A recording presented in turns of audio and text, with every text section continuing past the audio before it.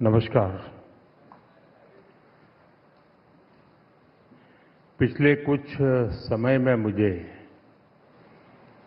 एक दो बार टीवी 9 भारतवर्ष देखने का मौका मिला है। नॉर्मली भी युद्धों और मिसाइलों पर आपका बहुत फोकस होता है।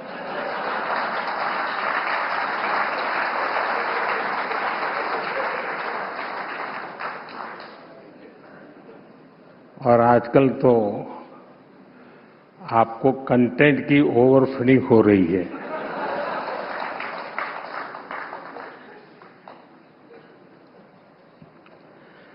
बड़े बड़े देश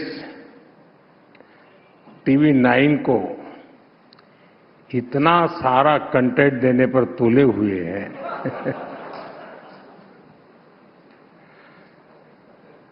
लेकिन ऑन अ सीरियस नोट, आज विश्व जिन गंभीर परिस्थितियों से गुजर रहा है वो अभूतपूर्व है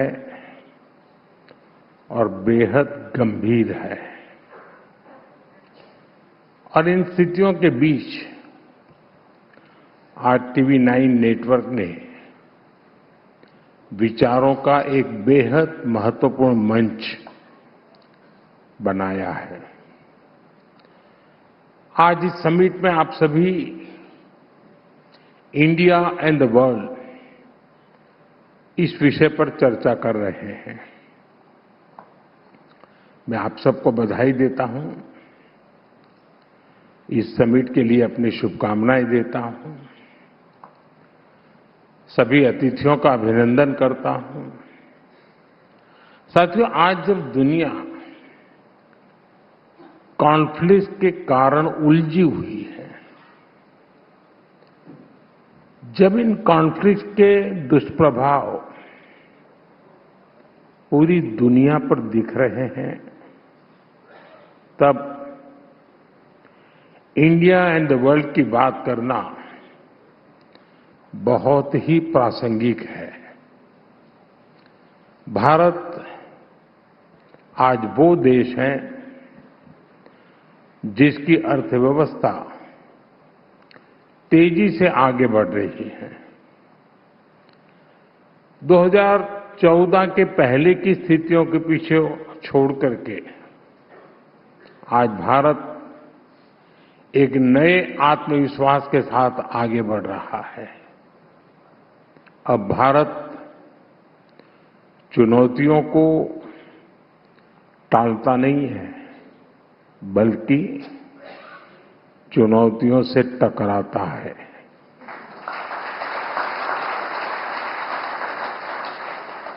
आप बीते 5-6 साल में देखिए, कोरोना की महामारी के बाद चुनौतियां एक के बाद एक बढ़ती ही गई है। ऐसा कोई साल नहीं है जिसने भारतीयों की परीक्षा न ली हो। लेकिन 140 करोड़ देशवासियों के एकजुट प्रयास से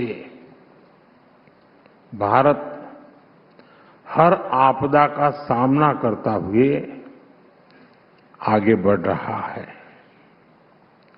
इस समय युद्ध की परिस्थितियों में भी भारत की नीति और रणनीति देखकर,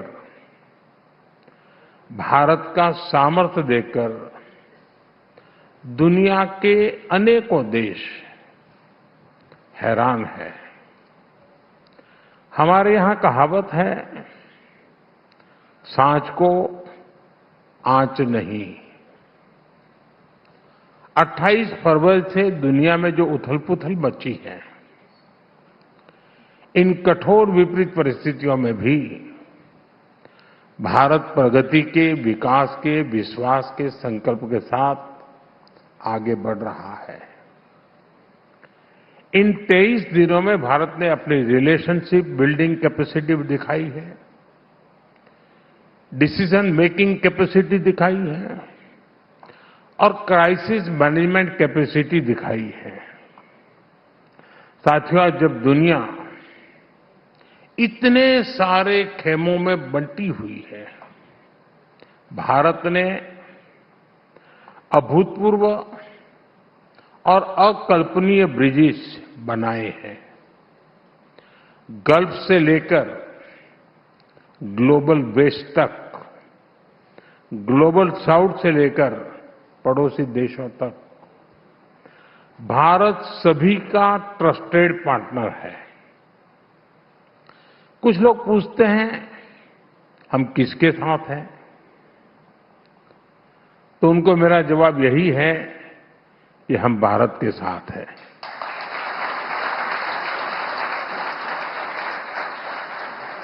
हम भारत के हितों के साथ हैं, शांति के साथ हैं, संवाद के साथ है। साथियों, संकट के इसी समय में जब ग्लोबल सप्लाई चेन डगमगा रही है, भारत ने डाइवर्सिफिकेशन और रेजिलियंस का मॉडल पेश किया है। एनर्जी हो, फर्टिलाइजर हो या एसेंशियल गुड्स, अपने नागरिकों को कम से कम परेशानी हो,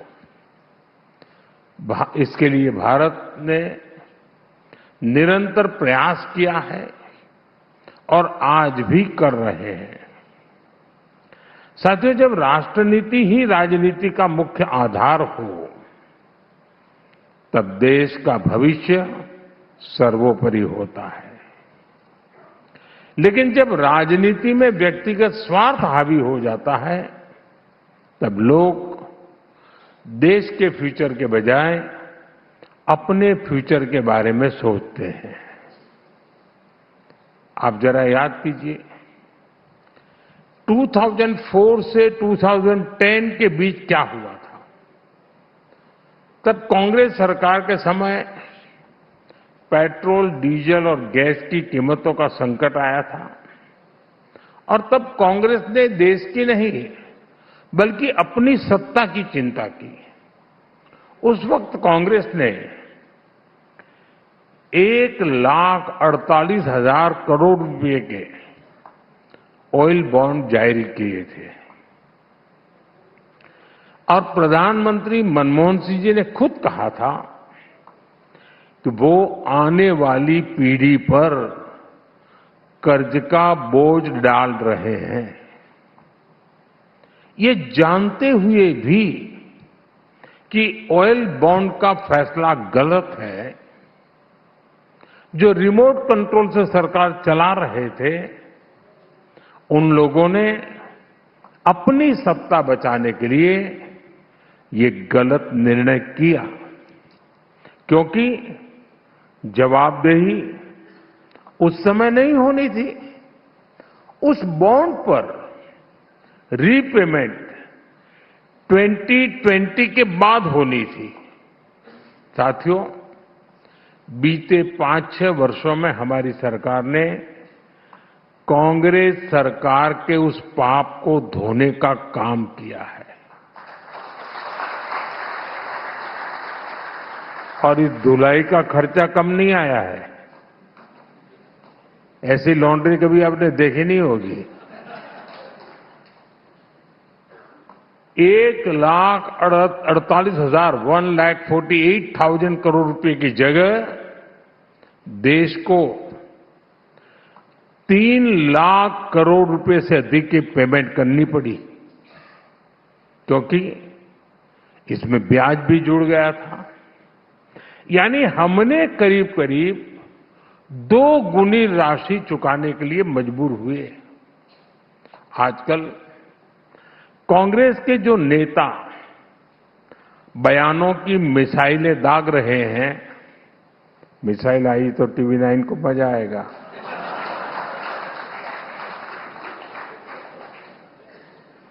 उनकी इस विषय का जिक्र आते ही बोलती बंद हो जाती है। साथियों, पश्चिम एशिया में बनी परिस्थितियों पर मैंने आज लोकसभा में अपना वक्तव्य दिया है। दुनिया में जहां भी युद्ध हो रहे हैं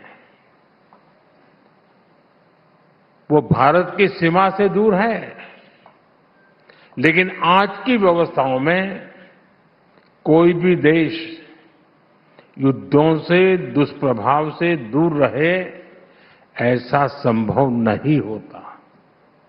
अनेक देशों में तो स्थिति बहुत गंभीर हो चुकी है और इन हालातों में हम देख रहे हैं कि राजनीतिक स्वार्थ से भरे कुछ लोग, कुछ दल संकट के इस समय में भी अपने लिए राजनीतिक अवसर खोज रहे हैं। इसलिए मैं टीवी9 के मंच से फिर कहूंगा, ये समय संयम का है, संवेदनशीलता का है। हमने कोरोना महासंकट के दौरान भी देखा है, जब देशवासी एकजुट होकर संकट का सामना करते हैं तो कितने सार्थक परिणाम आते हैं।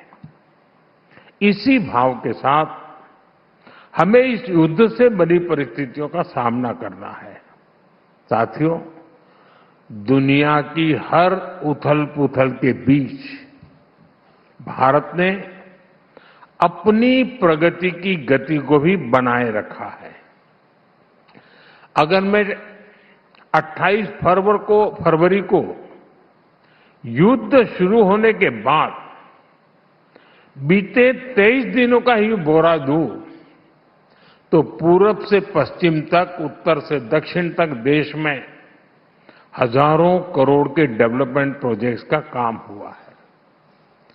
दिल्ली मेट्रो रेल के महत्वपूर्ण कॉरिडोर्स का लोकार्पण, सिलचर का हाई स्पीड कॉरिडोर का शिलान्यास, कोटा में नए एयरपोर्ट का शिलान्यास, मदुरई एयरपोर्ट को इंटरनेशनल एयरपोर्ट का दर्जा देना, ऐसे अनेक काम बीते 23 दिनों में ही हुए हैं।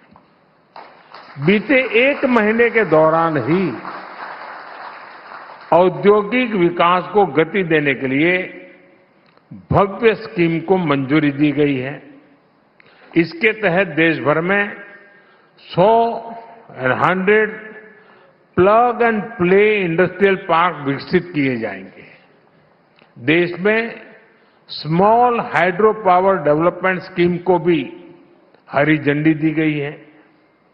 इससे आने वाले वर्षों में 1500 मेगावाट नई हाइड्रो पावर कैपेसिटी जोड़ी जाएगी। इसी दौरान जल जीवन मिशन को साल 2028 तक बढ़ाने का निर्णय लिया गया है। किसानों के हित में भी अनेक बड़े निर्णय लिए गए हैं।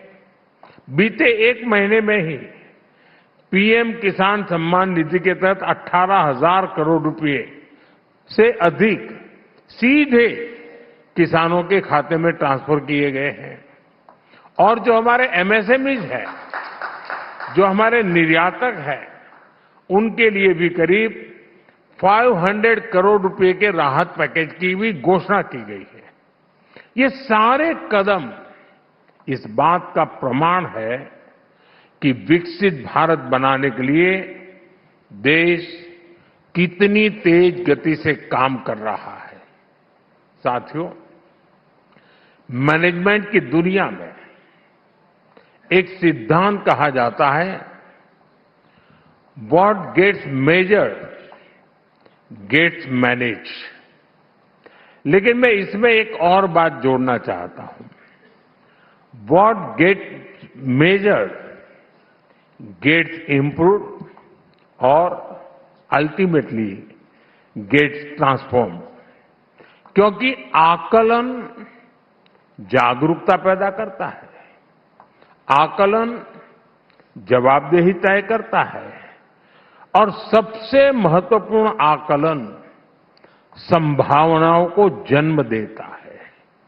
साथियों, अगर आप 2014 से पहले के 10-11 साल और 2014 के बाद के 10-11 साल का आप आकलन करेंगे तो यही पाएंगे कि कैसे इसी सिद्धांत पर चलते हुए भारत ने हर सेक्टर को ट्रांसफॉर्म किया है।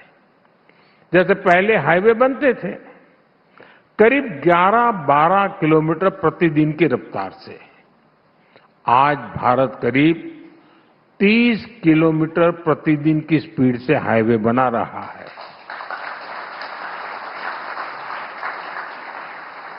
पहले पोर्ट्स पर शिप का टर्न अराउंड टाइम 5-6 दिन का होता था, आज वही काम करीब करीब 2 दिन से भी कम समय में पूरा हो रहा है। पहले स्टार्टअप कल्चर के बारे में चर्चा ही नहीं होती थी। 2014 से पहले हमारे देश में 400-500 स्टार्टअप्स ही थे। आज भारत में 2 लाख से ज्यादा रजिस्टर्ड स्टार्टअप्स हैं। पहले मेडिकल एजुकेशन में सीटें भी सीमित थी, करीब 50-55 हजार एमबीबीएस सीट थी, आज ये बढ़कर 1.25 लाख से ज्यादा हो चुकी है। पहले देश के बैंकिंग सिस्टम से भी करोड़ों लोग बाहर थे। देश में सिर्फ 25 करोड़ के आसपास ही बैंक अकाउंट थे, वहीं जनधन योजना के माध्यम से 55 करोड़ से ज्यादा बैंक अकाउंट खुले हैं। पहले हमारे देश में एयरपोर्ट्स की संख्या भी 70 से कम थी, आज एयरपोर्ट्स की संख्या भी बढ़कर 160 से ज्यादा हो चुकी है। साथियों, पहले भी योजनाएं तो बनती थी, लेकिन आज फर्क है, आज परिणाम दिखते हैं। पहले गति धीमी थी, आज भारत फास्ट ट्रैक पर है। पहले संभावनाएं भी अंधकार में थी, आज संकल्प सिद्धियों में बदल रहे हैं। इसलिए दुनिया को भी ये संदेश मिल रहा है कि ये नया भारत है, ये अपने विकास के लिए कोई कोर कसर बाकी नहीं छोड़ रहा है। साथियों, आज हमारा प्रयास है कि अतीत में विकास का जो असंतुलन पैदा हो गया था उसको अवसरों में बदला जाए। अब जैसे हमारा पूर्वी भारत है, हमारा पूर्वी भारत संसाधनों से समृद्ध है। दशकों तक वहां जिन्होंने सरकारें चलाई हैं, उनकी उपेक्षा ने पूर्वी भारत के विकास पर ब्रेक लगा दी थी। अब हालत बदल रहे हैं। जिस असम में कभी गोलियों की आवाज सुनाई देती थी, आज वहां सेमी कंडक्टर यूनिट बन रही है। ओडिशा में सेमी कंडक्टर से लेकर पेट्रोकेमिकल्स तक अनेक नए नए सेक्टर का विकास हो रहा है। जिस बिहार में 6-7 दशक में गंगा जी पर एक बड़ा पुल बन पाया था, उस बिहार में पिछले 1 दशक में 5 से ज्यादा नए पुल बनाए गए।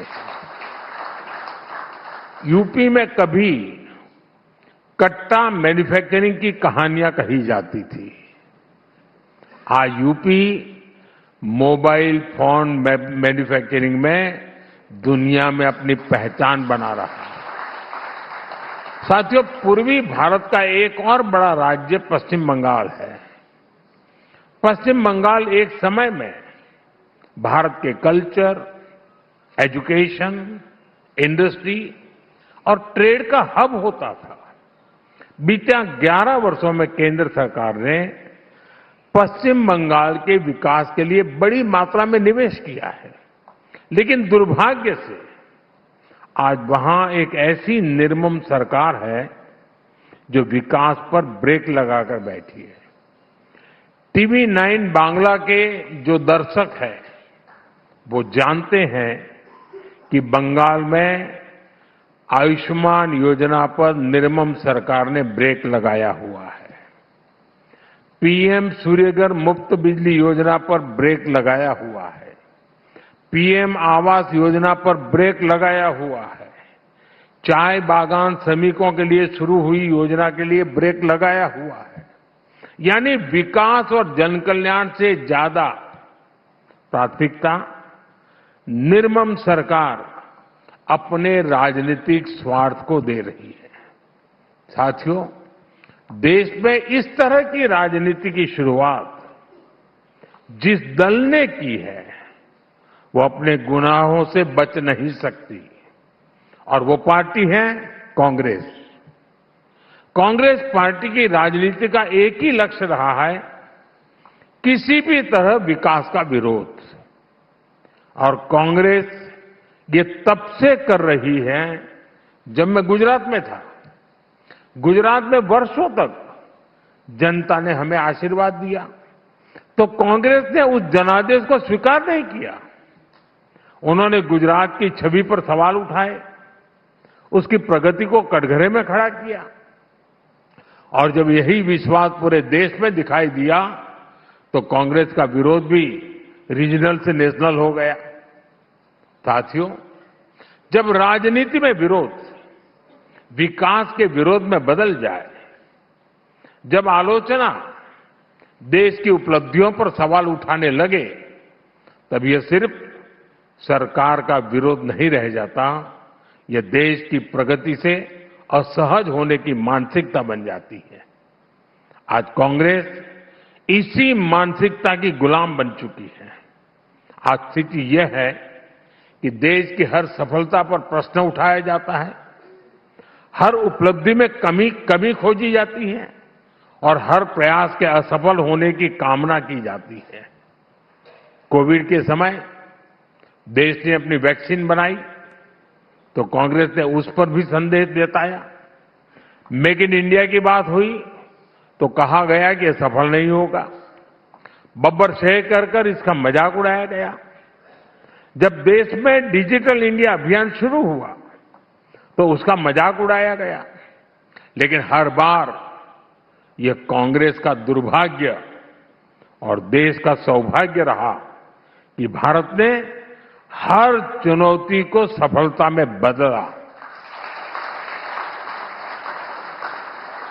आज भारत दुनिया की सबसे बड़ी वैक्सीनेशन ड्राइव का उदाहरण है। भारत डिजिटल पेमेंट्स में दुनिया का अग्रणी देश है। भारत मैन्युफैक्चरिंग और स्टार्टअप में नई ऊंचाइयों को छू रहा है। साथियों, लोकतंत्र में विरोध जरूरी होता है, लेकिन विरोध और विद्वेष के बीच एक रेखा होती है। सरकार का विरोध करना लोकतांत्रिक अधिकार है, लेकिन देश को बदनाम करना यह कांग्रेस की नीयत पर सवाल खड़ा करता है। जब विरोध इस स्तर तक पहुंच जाए कि देश की उपलब्धियां भी असहज करने लगे तो यह राजनीति नहीं, यह दृष्टिकोण की समस्या है। अभी हमने ग्लोबल एआई समिट में भी देखा है, जब पूरी दुनिया भारत में जुटी हुई थी तो कांग्रेस के लोग कपड़े फाड़ने वहां पहुंच गए।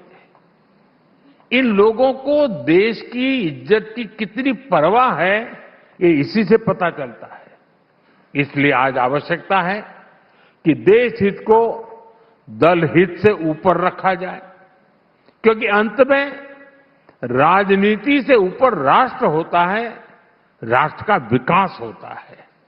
साथियों, आज का ये दिन भी हमें यही प्रेरणा देता है।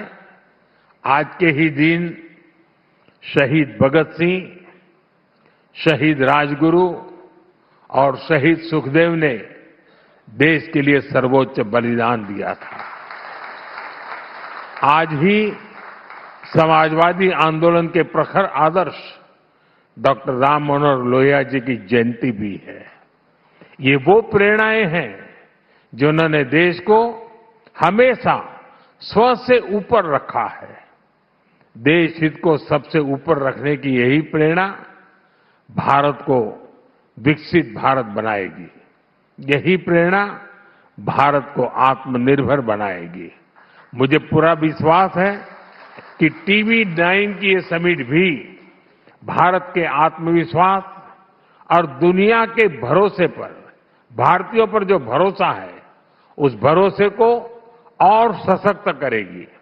आप सभी को मेरी तरफ से बहुत बहुत शुभकामनाएं हैं और आपके बीच आने का अवसर दिया, आप सबसे मिलने का मौका लिया, इसलिए बहुत बहुत धन्यवाद। नमस्कार।